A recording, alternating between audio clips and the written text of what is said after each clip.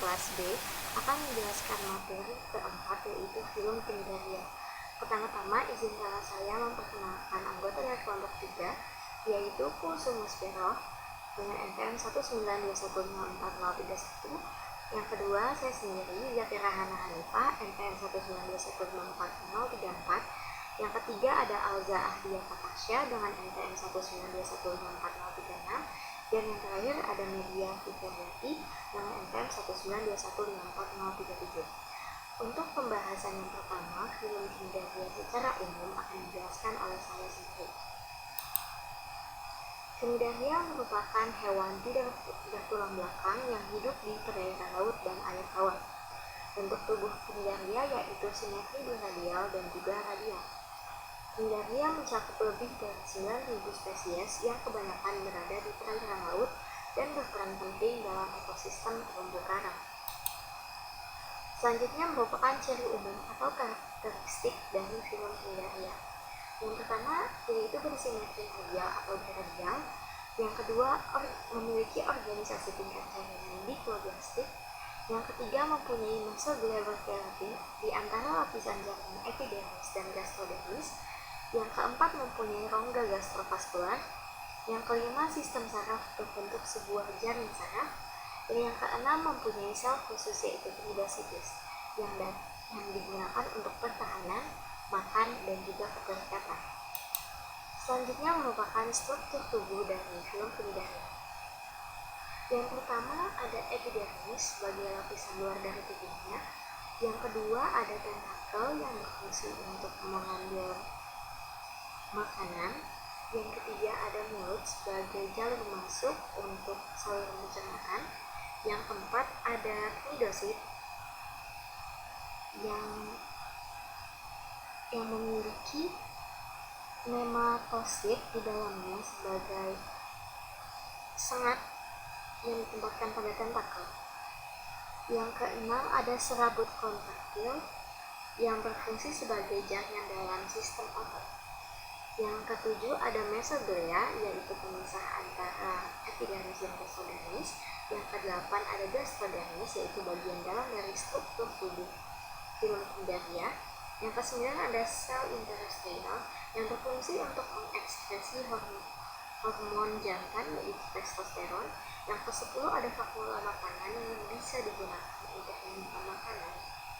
Yang ke-11 ada rongga gastrovaskular atau rongga pencernaan yang berfungsi dalam sistem pencernaan. Yang ke-12 ada testis sebagai tempat pembentukan sel sperma. Yang ke-13 ada ovarium, tempat pembentukan sel telur.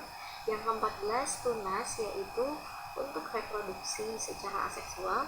Dan ke-15 ada kaki untuk berpijak pada batuan sehingga saat reproduksi tidak bergerak bebas di spesies dari film Kinderia ini.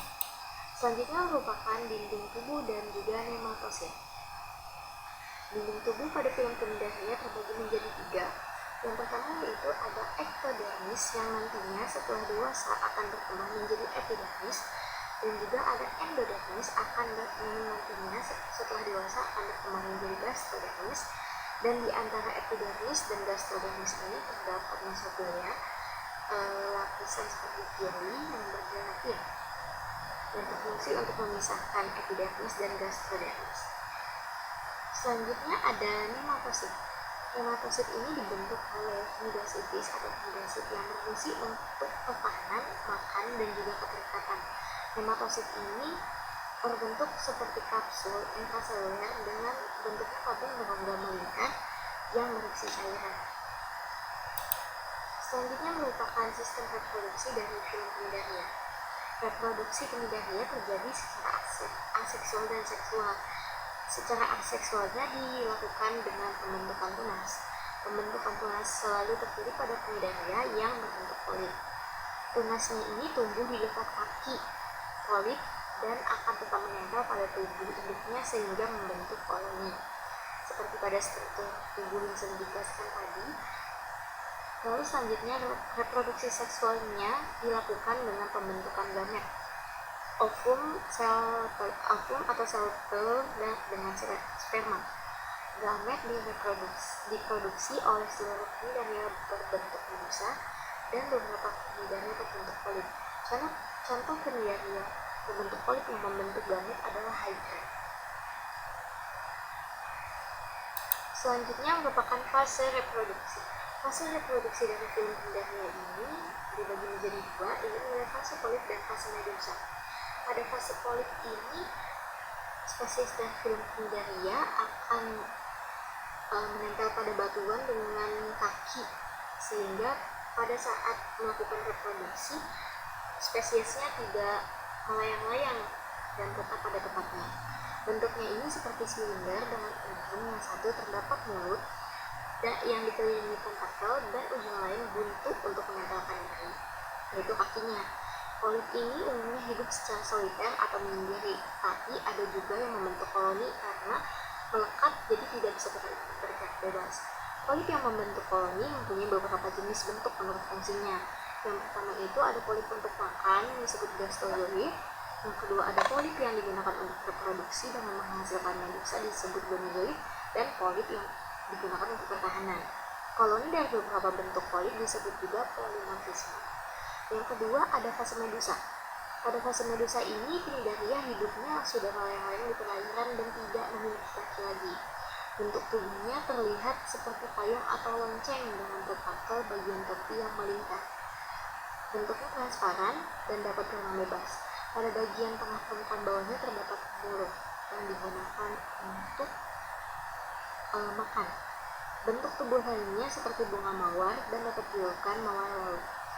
Fungsi dari medusa ini untuk berkembang biak atau reproduksi secara seksual. Jadi pada fase medusa ini akan memproduksi sperma dan juga sel telur. Tapi tidak semua cnidaria memiliki bentuk polip dan medusa. Ada juga yang memiliki bentuk polip saja seperti hydra tadi.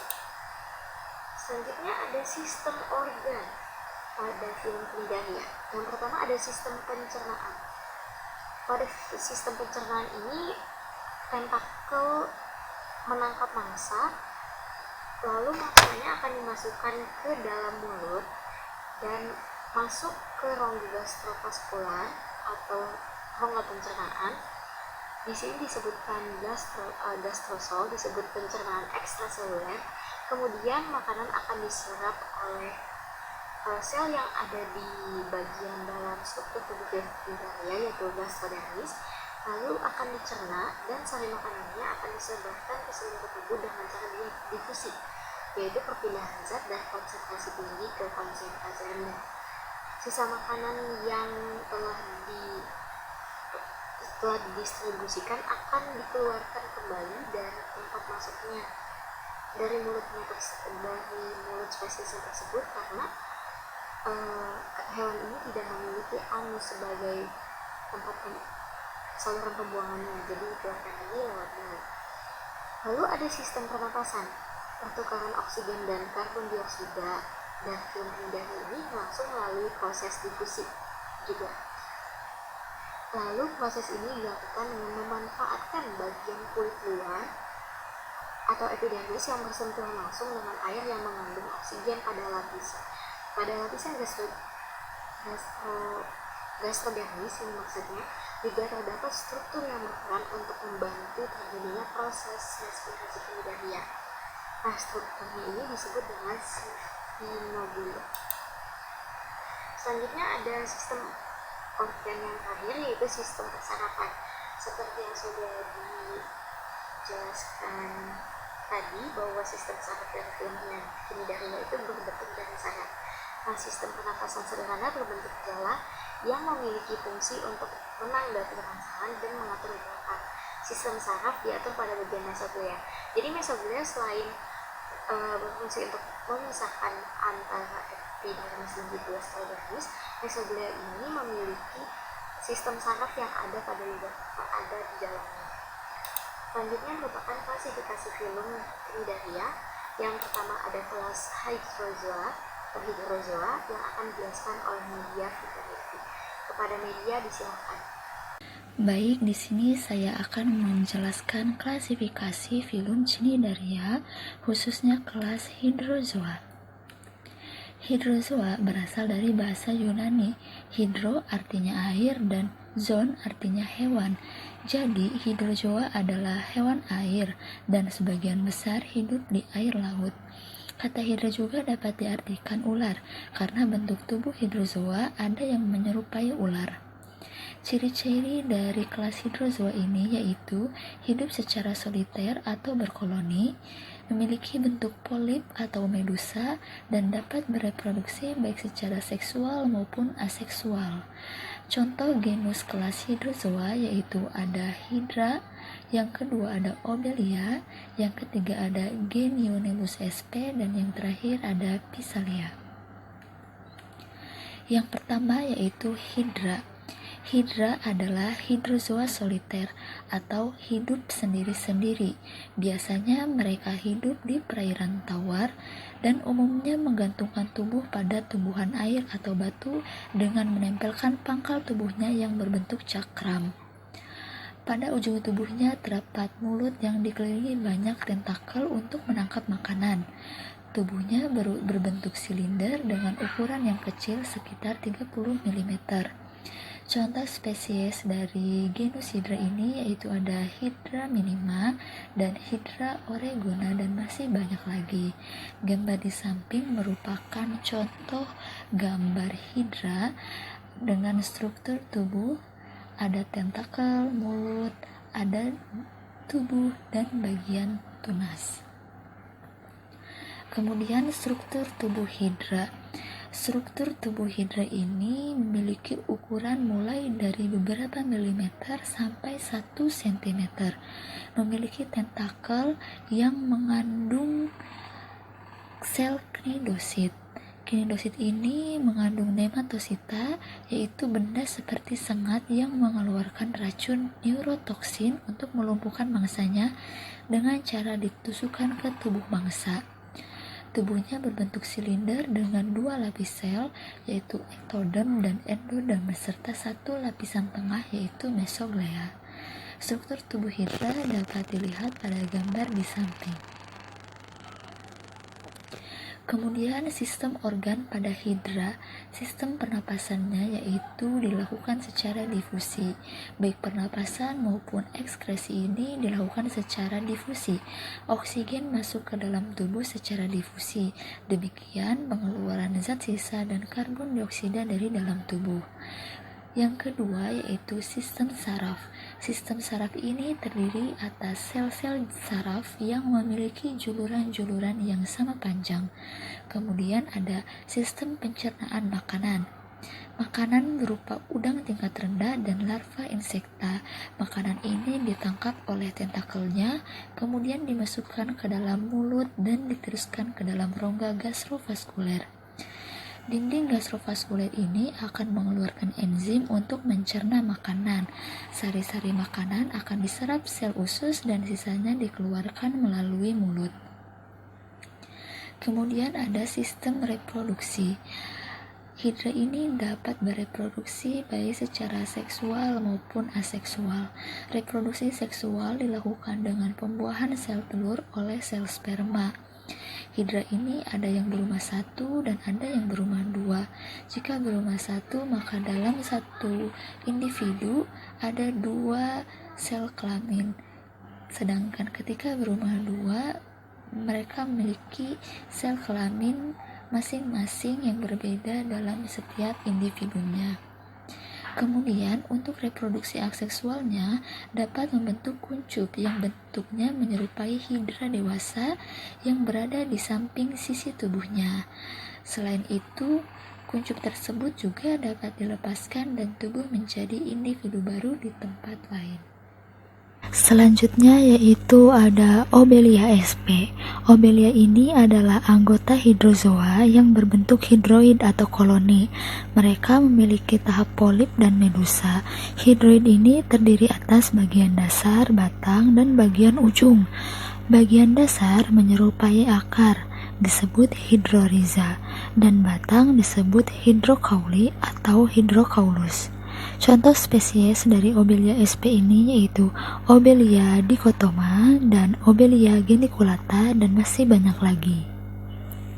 Gambar di samping merupakan contoh penampakan Obelia sp, yaitu hidroid Obelia atau koloni dari Obelia, dan yang bawah yaitu gambar dari tahap medusa pada Obelia.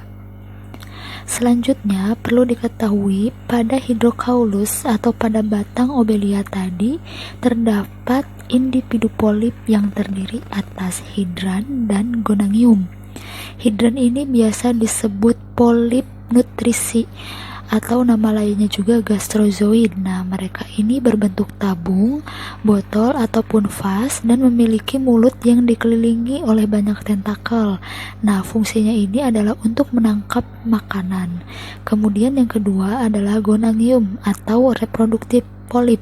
Dikatakan reproduktif polip karena polip ini tidak memiliki tentakel dan fungsinya adalah untuk menghasilkan tunas medusa yang bentuknya menyerupai ubur-ubur.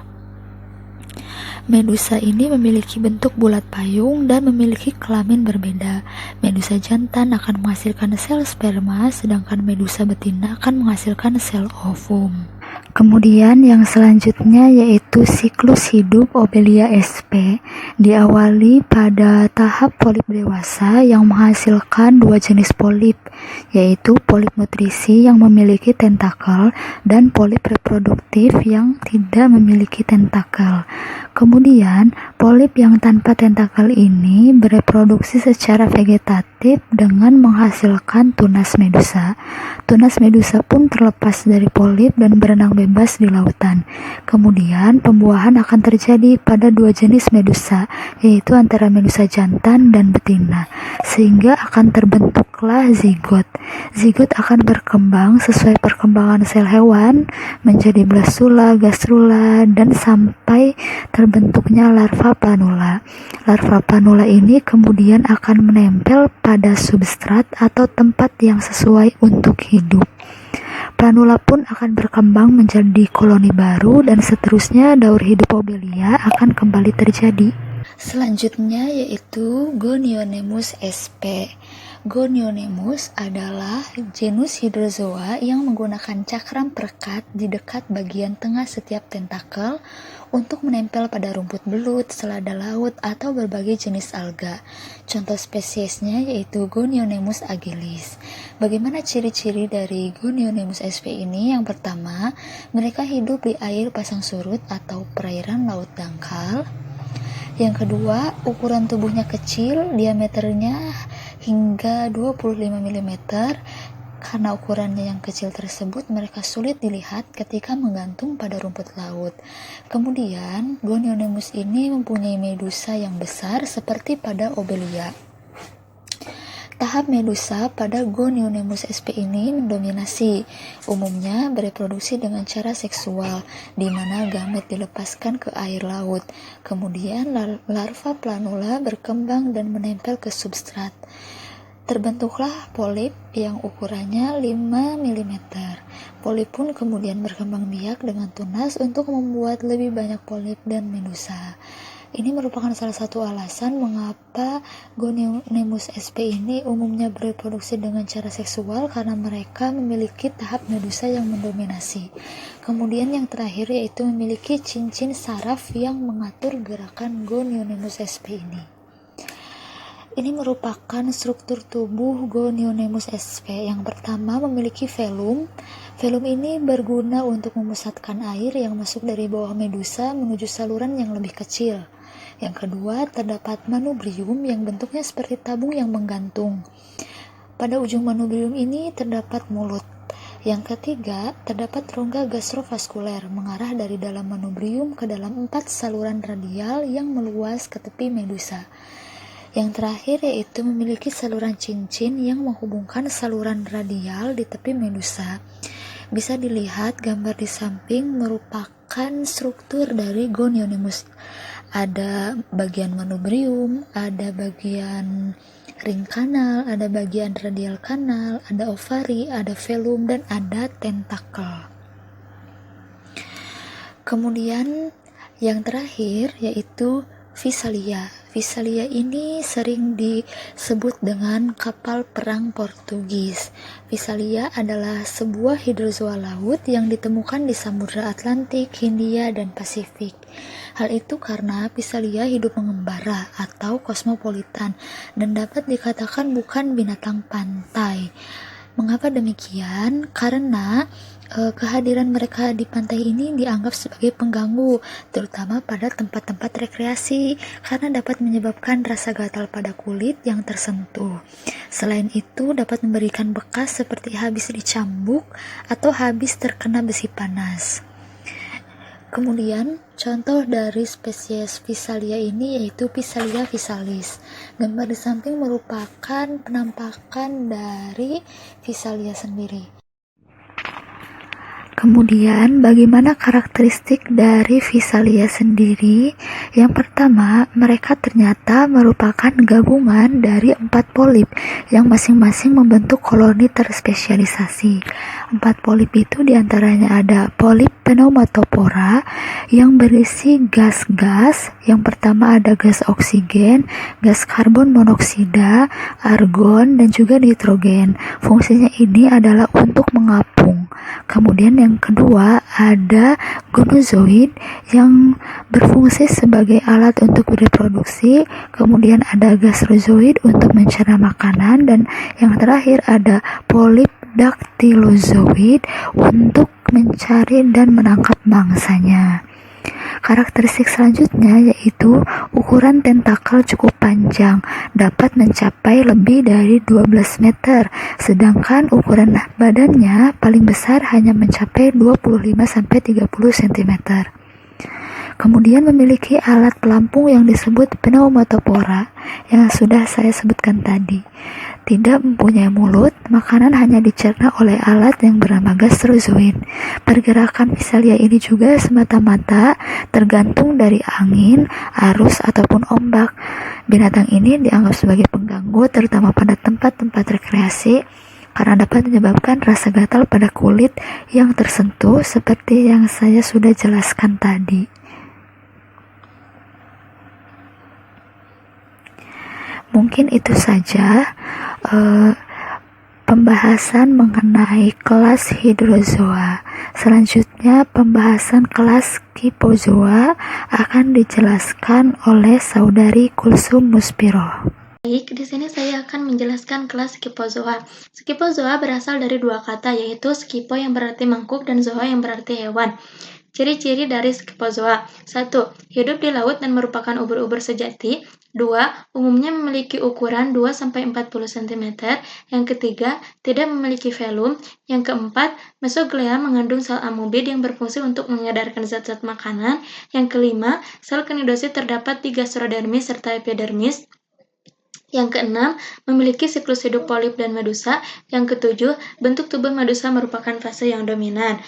Selanjutnya, banyak Scyphozoa yang tidak berbahaya bagi manusia, namun ada juga yang berbahaya, misalnya Chrysaora quenquecirha atau dikenal dengan sebutan jelatang laut. Jelatang laut merupakan Scyphozoa yang populasinya meningkat pada akhir musim panas dan harus dihindari oleh para perenang. Sekalinya terkena sengatan dari jelatang laut ini akan cukup menyakitkan, sampai bisa meninggalkan ruam pada kulit. Walaupun tergolong tidak mematikan, namun sengatan dari jelatang laut akan terasa perih dan menyakitkan kulit kurang lebih dalam waktu 1 jam. Selanjutnya, ada genus dari kelas Scyphozoa yaitu Aurelia sp. Ciri-ciri dari Aurelia sp: 1. Tepi medusa memiliki tentakel yang pendek. 2. Mulut mengarah ke perut yang memiliki 4 kantong lambung. 3. Sebagian Aurelia memiliki sistem kanal atau saluran yang bercabang. 4. Pada gastrodermis terdapat silia yang terus mengedarkan air dan sebagian makanan. Yang kelima, memiliki struktur sensorik khusus yang disebut ropalia yang terletak pada indentasi di sekitar bel dan diapit oleh lipatan ropalia. Pada umumnya, terdiri dari struktur sensorik ocellus yang berfungsi untuk melihat cahaya dan statosit yang berfungsi untuk mengontrol arah gerakan dan sebagai penerima rangsang terhadap senyawa kimia atau kemoreseptor. Selain itu, alat sensorik ini juga mengendalikan laju kontraksi berenang. Selanjutnya, sifatnya fototaksis negatif atau menjauhi arah rangsangan cahaya. Kemudian ada siklus hidup Aurelia sp. Yang pertama, medusa dewasa jantan dan betina akan menghasilkan gamet, sel telur dan sperma yang haploid. Selanjutnya, fertilisasi sel telur oleh spermatozoid akan menghasilkan zigot yang diploid. Fertilisasi terjadi secara eksternal di air. Kemudian, zigot akan mengalami pembelahan mitosis dan berkembang menjadi blastula gastrula, yang kemudian berkembang menjadi planula bersilia yang berenang bebas. Selanjutnya, planula akan menempel pada dasar air dan tumbuh menjadi polip baru yang berukuran kecil dan bertentakel yang disebut dengan skifistoma. Skifistoma ini dapat membentuk tunas-tunas baru. Kemudian, skifistoma dapat melakukan strobilasi atau pembelahan secara melintang pada ujung oral untuk menghasilkan setumpuk calon medusa atau disebut evira. Lalu, evira akan lepas satu persatu menjadi medusa dewasa. Setelah evira lepas, skifistoma kembali menjadi polip. Itulah pembahasan dari kelas Scyphozoa. Materi selanjutnya akan dijelaskan oleh Alza. Baik, selanjutnya saya akan menjelaskan mengenai Anthozoa.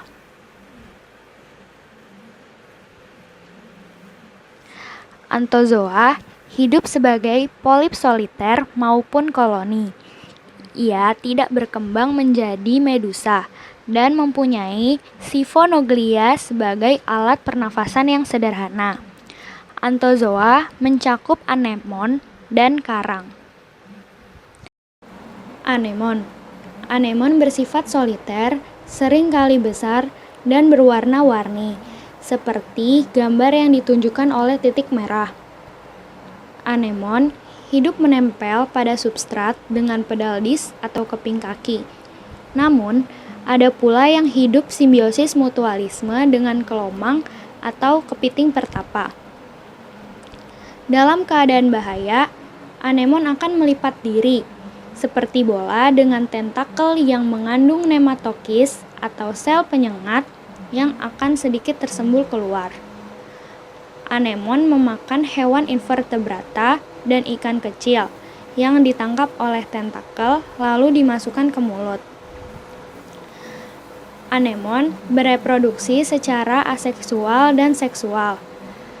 Secara aseksual yaitu dengan fragmentasi, yaitu dengan pedal dis yang dapat terlepas dari polip dan tumbuh menjadi individu baru. Sedangkan secara seksual, yaitu dengan peleburan gamet yang akan menghasilkan zigot, lalu berkembang menjadi larva bersilia yang menempel pada substrat dan tumbuh menjadi dewasa.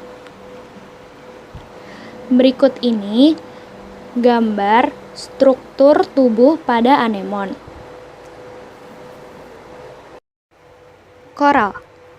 Koral umumnya hidup sebagai polip koloni. Koral bereproduksi secara aseksual dengan fragmentasi dan juga secara seksual yaitu dengan peleburan gamet.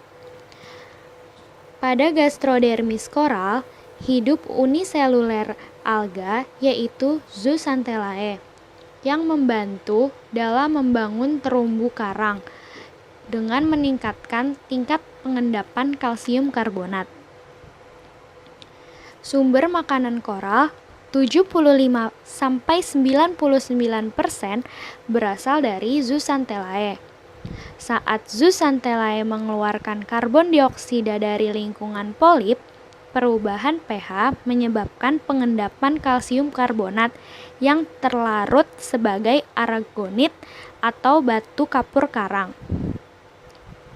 Diperkirakan bahwa batas kedalaman 90 meter untuk pembentukan terumbu karang sesuai dengan batas yang cukup untuk menembus cahaya yang mendukung Zooxanthellae dalam melakukan fotosintesis. Peningkatan suhu air dapat membunuh Zooxanthellae dan mengakibatkan pemutihan pada karang. Selanjutnya saya akan menjelaskan kelas Cubozoa. Kubozoa ini merupakan medusa berbentuk kuboid atau kubus.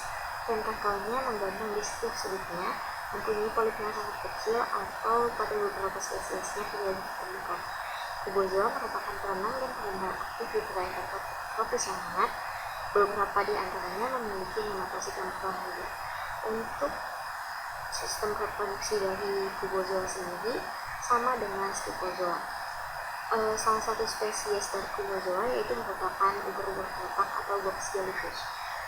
Box jellyfish ini mempunyai nematosit yang sangat berbahaya atau biasa dikenal juga dengan predator laut yang paling berbisa, karena satu kali sengatannya dapat menyebabkan kematian luka fatal ataupun kematian. Hal ini dikarenakan nematosit yang ada pada ubur-ubur kotak ini tingkat sengatannya sangat tinggi sehingga dapat menyebabkan kematian. Dan juga ubur-ubur kotak ini biasa ditemukan di perairan tropis yang hangat seperti di perairan Indo-Pasifik. Baik, saya akan menjelaskan mengenai storozoa. Storozoa adalah hewan kecil yang hidup di laut. Biasanya menempel pada rumput laut, batu, atau kerikil. Beberapa storozoa ditemukan di lingkungan yang perairan tropis dan subtropis yang lebih hangat. Ukuran tubuhnya sekitar 1-4 cm. Storozoa memiliki bentuk tubuh berbentuk piala dengan rangkaian 8 kelompok tentakel yang menempel di tepi piala. Ujung aboral atau batang piala menempel pada substratnya. Storozoa tidak memiliki perubahan antara polip dan medusa. Storozoa bereproduksi secara seksual dengan membentuk larva planula yang tidak bersilia dan planula menempel ke substratnya, lalu berkembang menjadi dewasa. Masuk ke pembahasan yang terakhir, yaitu peranan dari Cnidaria. Peranan dari Cnidaria diantaranya yaitu sumber makanan dan kosmetik, contohnya Aurelia sp. Sebagai obat anti kanker, contohnya spons dari spesies Petrosia contignata. Dan untuk membentuk terumbu karang. Itulah presentasi tentang film Cnidaria dari kelompok kami. Mohon maaf atas segala kekurangan. Terima kasih sudah menonton video ini dan semoga bermanfaat. Wassalamualaikum warahmatullahi wabarakatuh. Alhamdulillah.